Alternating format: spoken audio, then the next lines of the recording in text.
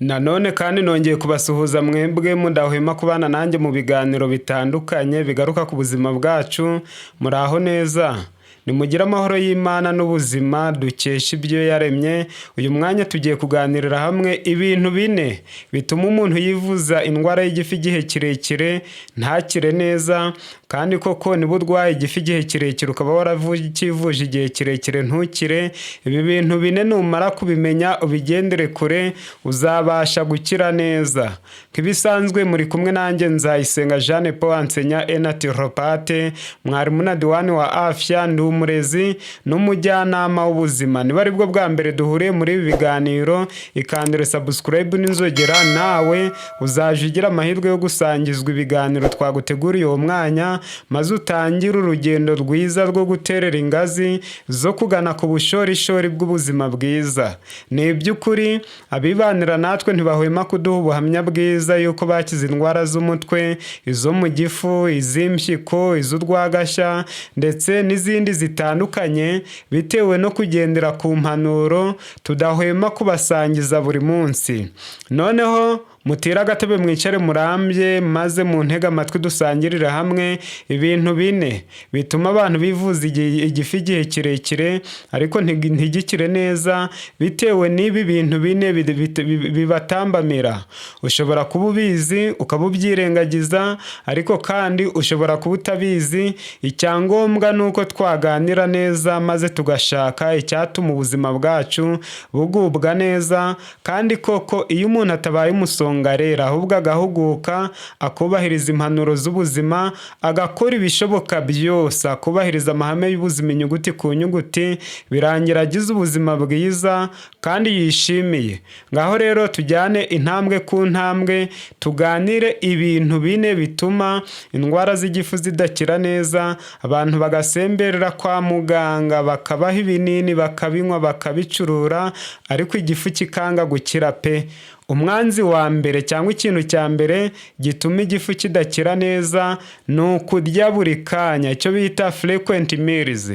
Kurya buri kanya ni ingeso yamaze kokama abantu benshi. Hari n'abaganga benshi batanga inama z'inyangabirama bakavuga yuko umuntu ushaka kugira ubuzima bwiza akwiriye kurya kenshi ku munsi. Njyewe nababwira yuko kurya buri kanya cyangwa kurya kenshi ku buri munsi ari inzira yizewe iganisha abantu ku ndwara zikomeye, kandi ntabwo zibasha gukira neza umuntu adacitse kuri iyi ngeso. Hari n'abarwara indwara y'igifu cyangwa se izindi ndwara zikomeye nka diyabete, umuvuduko ukabije, umutima, maze yahura na muganga akamubwira ati rero kugira ngo ugire ubuzima bwiza, umubiri wawe utekane kandi wumva utuje, nuko waja ugira utuntu runaka warya buri kanya kugira ngo umubiri wawe ugire umutuzo. No, icyo ni ikinyoma. Nugendera kuri iyo nama y'inyangabirama, byanga bikunze indwara zizakuzahaza. Abahanga b'ubuzima bavuga yuko nibura hagati y'ifunguro n'irindi hakwiriye guca amasaha 6, kandi unabishoboye haca amasaha menshi. Muri filozofiya ya Ayurveda, ni filozofiya y'Abahindi mu by'ubuzima bwiza, bavuga yuko nibura umuntu yabishatse hagati y'ifunguro n'irindi hakwiriye guca amasaha hagati y'8 na 12. Naha umuntu arya ifunguro ashonje kandi ashaka kurya, kandi akarya ibyo kurya biringaniye, kandi muri make akarya igifu cyiteguye kugogora ibyo kurya yariye. Iyo umuntu nibura ashyizeho intera ihagije hagati y'ifunguro n'irindi, agira amahirwe yo kurya ifunguro rya kabiri igifu cyarangije gutunganya neza ifunguro rya mbere, bityo ibiryo ariye bigasanga mu gifu nta kindi kintu kirimo. Ubu nibwo bucurabwenge bwiza bwo kurya ndetse no kwigaburira. Abantu bubahiriza iri hame iyo barwaye igifu kirakira, kandi abaryubahiriza ari bazima ntibashobora kurwara igifu mu buzima bwabo. Ikosa rya kabiri cyangwa ikintu cya kabiri gituma abantu barwara indwara y'igifu kandi ntikire nubwo bayivuza igihe kirekire ugasanga ntabwo ikize neza, ni ukurya ukarenza urugero, icyo bita la suralimentation cyangwa se overeating. Hari abantu benshi bicara ku meza bafite apeti. Ni byiza, ikirungo cya mbere gikwiriye kwicaza umuntu ku meza na apeti yagize. Mu yandi magambo, umuntu akwiriye kurya ari uko ashonje. Kurya udashonje ni icyaha kandi ni ukwangiza itegeko ry'umubiri wawe. Iyo ubyirengagiza byanga bikunze uba ukwiriye kuzabyishyura. Niyo mpamvu uba ukwiriye gukora ibishoboka byose ukarya ari uko ushonje kugira ngo igifu cyawe cyakire ibiryo. Gusa hari abantu bazi kubahiriza iri tegeko bakarya ari uko bashonje, ariko iyo baringaniye n'ameza ntabwo bamenya urugero rw'ibyo kurya bakwiriye kurya. Ku bw'ibyo isahane yose babaruriye barwanira kuyimara kandi bakarwanira ko babongeza, kandi mu by'ukuri batabongeza ugasanga intambara zavutse. Oya, ahubwo mu bacurabwenge bazi neza iby'ubuzima, abo cyane cyane ni Abayapani ndetse n'abaturage batuye mu duce twa Blue Zones, aho ni cyane cyane nk'i Romarinda hatuye Abadiventiste benshi, bagendera ku ihame bita Hara Hachibu. Bishatse kuvuga iki? Bishatse kuvuga yuko bicara ku meza bafite inzara, ariko bagahaguruka ku meza bamaze guhaga ku ijanisha rya 80. Ni ukuvuga ngo iyo bageze kuri 80% bahagarika kurya. Hari n'abandi bamenye iby'ubuzima neza ku buryo bahaguruka ku meza bamaze kurya ku rugero rwa 60%. Ihame rya Muhamadi cyangwa se Mahome, sogokuruza w'Abayisilamu, umubimbuzi w'idini ya Kiyisilamu, yavugaga yuko igifu cy'umuntu kigizwe n'imigabane 3. Umugabane wa mbere ni uw'amazi, umugabane wa kabiri ni uw'umwuka, umugabane wa gatatu ni uw'ibyo kurya. Ku bw'ibyo rero umuntu muzima uzi ubwenge akora ibishoboka byose mu gifu hakaboneka umwanya ukwiriye kubamo amazi, hakabonekamo umwanya w'umwuka ndetse n'umwanya w'ibyo kurya. Ubigenzuye neza wasanga ibyo kurya umuntu akwiriye kurya bikwiriye kuba ari bikeya cyane. Ni ahangaha abacurabwenge bize neza urwungano cyangwa se imikorere, cyo bita anatomy de l'estomac, imikorere y'igifu cyangwa se ingano y'igifu, basanga igifu cya muntu kingana n'iki gipfunsi.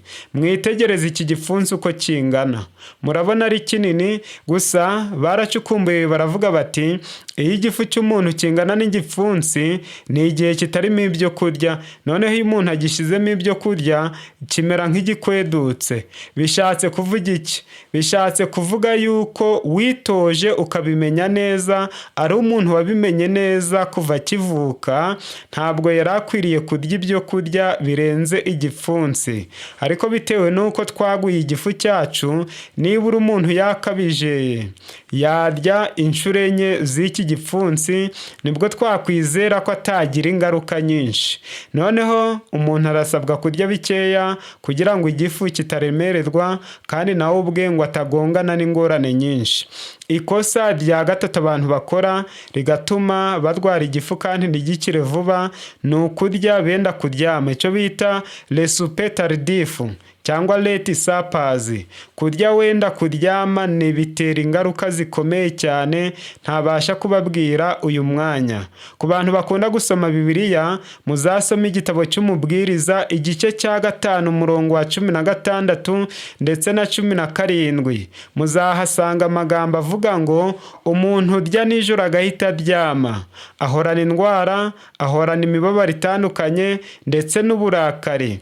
Gushwana n'uyu muntu urya nijoro agahita aryama ni ukwiteza ibyago by'ubwoko bwose. Niyo mpamvu abantu bahorana amakimbirane mu miryango, abantu ntibabashe kwihanganirana, abantu bagahemuzwa n'utuntu dutoya cyane, ugasanga akantu gatoya bakorewe bananiwe kukihanganira, ugasanga mu by'ukuri ni abantu b'impezamajyo bitewe no kurya bagahita baryama. Mu gitabo cyitwa Umurimo w'Ubuvuzi cyangwa se Ministère de la Guérison, bavuga yuko kurya ugahita uryama ari byo bikunze gutera kurara mu nzozi mbi, kudasinzira neza, kubyuka wavunaguritse, guhorana uburibwe bw'umutwe, gukunda gushimagura uruhu, indwara zitandukanye z'uruhu, indwara z'amaso, kubura apeti, kubyuka udashaka kurya ndetse n'ibindi bibazo byinshi. Umuhanga w'ubuzima noneho akora ibishoboka byose hagati yo kurya ifunguro rya nyuma ya saa sita no kuryama nibura hagaca amasaha 4, bibaye byiza yarenga hagaca nk'amasaha 6. Ushobora kuba uri kwibaza uti mbese ibyo birashoboka? Birashoboka rwose. Wize neza amahame y'ubuzima wasanga ari cyo kintu gishoboka cyane. Wabigenza ute?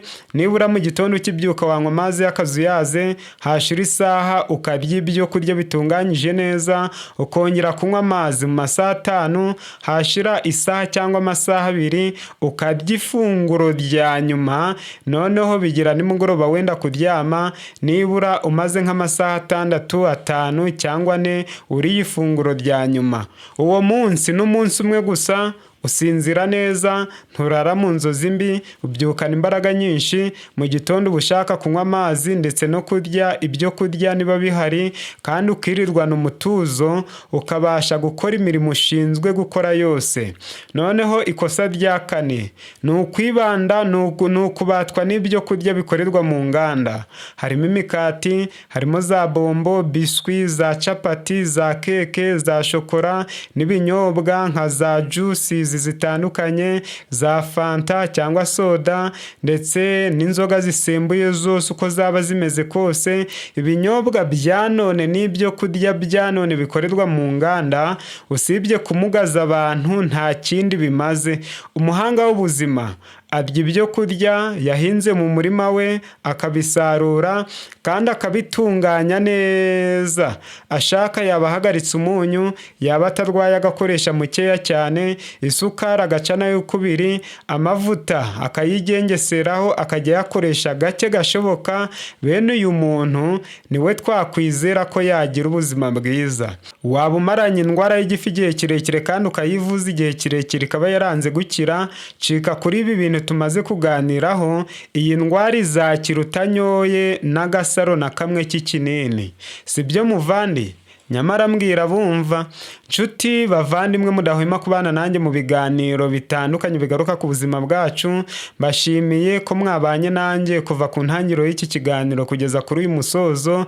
Gusa wowe niba ari bwo bwa mbere twari duhuriye muri ibi biganiro, ngaho kanda subscribe n'inzogera, uzaje ugira amahirwe yo gusangizwa video twaguteguriye uwo mwanya. Akaryoshye ntigahora mwitama, ntashirararekwa. Icyakora ryoha subiwemo. Noneho munyemerere mbasezeyeho, maze tuzongere kugira amahirwe yo kubonana muri video y'ubutaha.